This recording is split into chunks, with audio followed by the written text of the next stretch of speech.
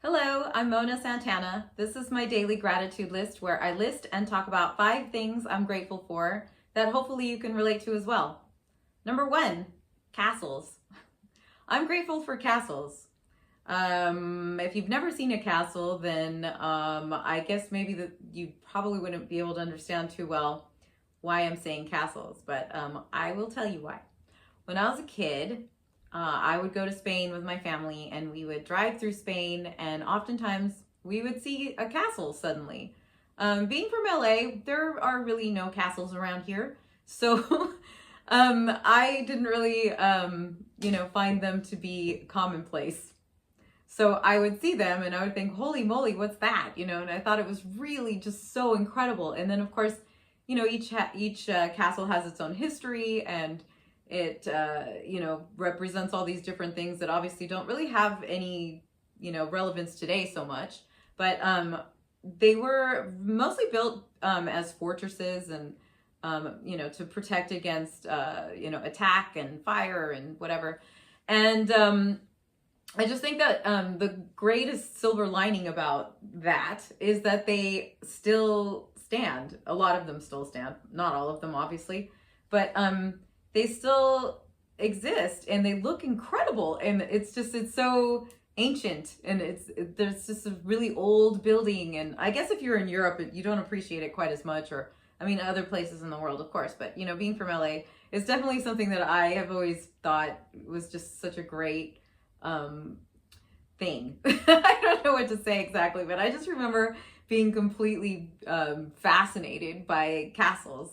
And then of course the history of the castles. And so whenever I've traveled, of course not just Spain, but that was just my own personal experience.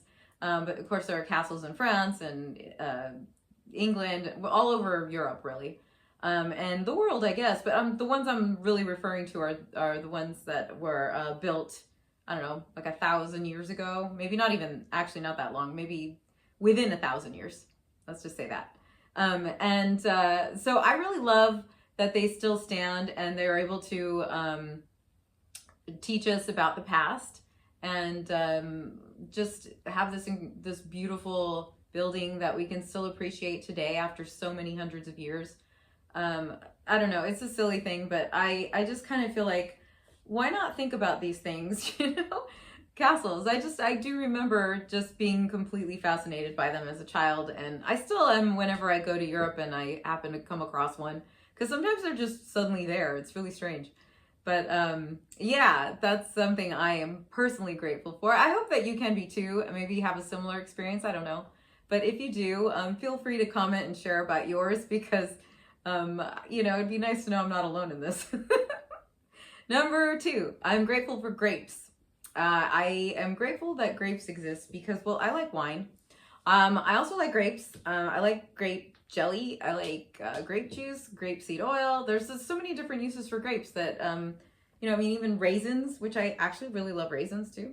But we use a lot of grapes for different products that we use. I mean, grapes are very, very versatile, but also they're tasty just on their own, But grapes have been cultivated for thousands of years. We've had them since forever. They came from the Middle East.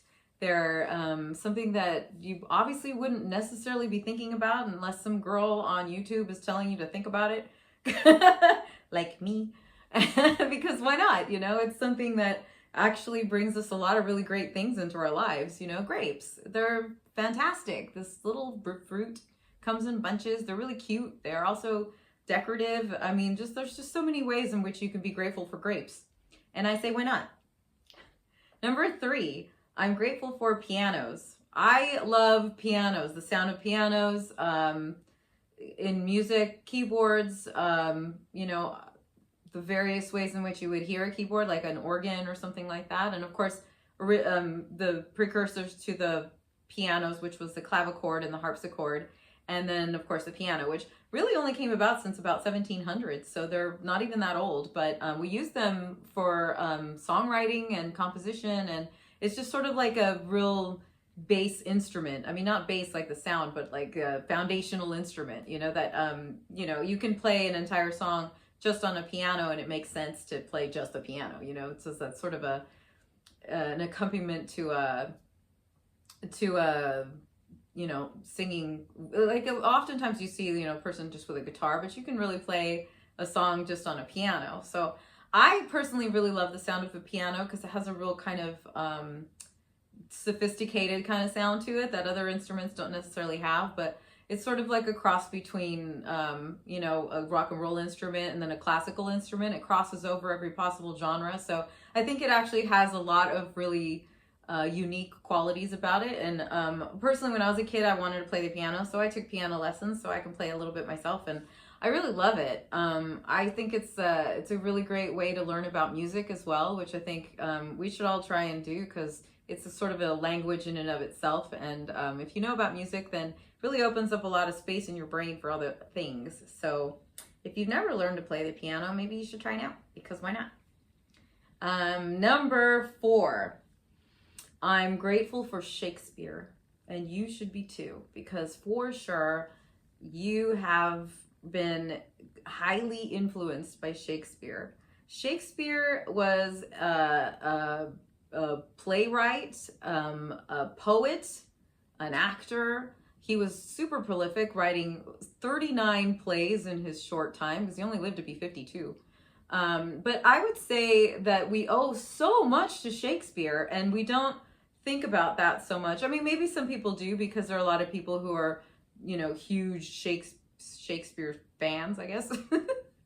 And of course, tons and tons of the stories that we tell are based on one of Shakespeare's plays, or sonnets, or anything like that. He was just an incredibly talented human being who existed in the 1600 in there, and he was just somebody who came and went, but man, did he leave a mark, and man, do we have a lot to be grateful for Shakespeare. So I definitely am grateful for Shakespeare. Number 5, I'm grateful for socks.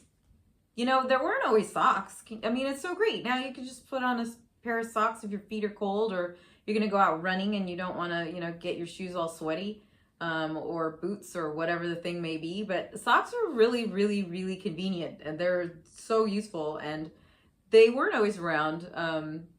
They've been around for quite a few hundred years, but not in the way that we know them now, which is like, obviously they're a lot more, it's a lot easier to manufacture them than it used to be. People used to just knit them and then they would sell them, and it was, they started manufacturing them and it just made it a lot easier.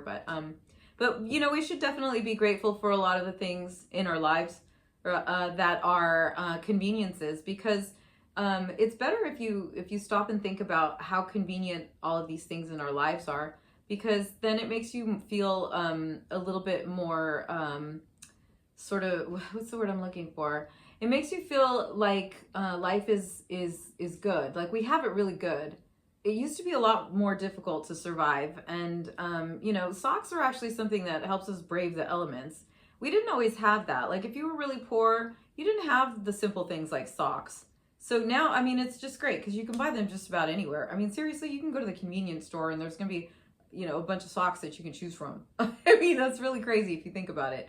So, why not stop and think about these things and, thank your lucky stars that you live in the time that you do. Because right now, I mean, we are so fortunate to be able to take advantage of all these conveniences. And then also we live in a time where we were able to appreciate Shakespeare, who lived hundreds of years ago, but, continues to affect our lives, which is amazing. And so the more you can think about these things as being actually amazing, the more you're able to stay a little bit more optimistic and positive in life. And the thing I love about that is that then if you're feeling that way, then you're going to actually affect other people that way as well. And so that actually makes our world a better place. So it's almost like our duty to practice gratitude so that we can, spread kindness. I mean, what's better than that, There's a lot of cool stuff in the world, and I think gratitude is something that we should focus on. So that's why I'm doing this, and I hope that you continue to join me, and I hope that you subscribe, And I hope that you like this video, and I hope that you comment. And also, if you have something that you would like me to focus on and put on my list in the near future, then I would highly recommend that you leave a comment, because I would definitely take your advice, or suggestions, I should say. So thank you so much for joining me, and I hope you have a lovely day. Bye.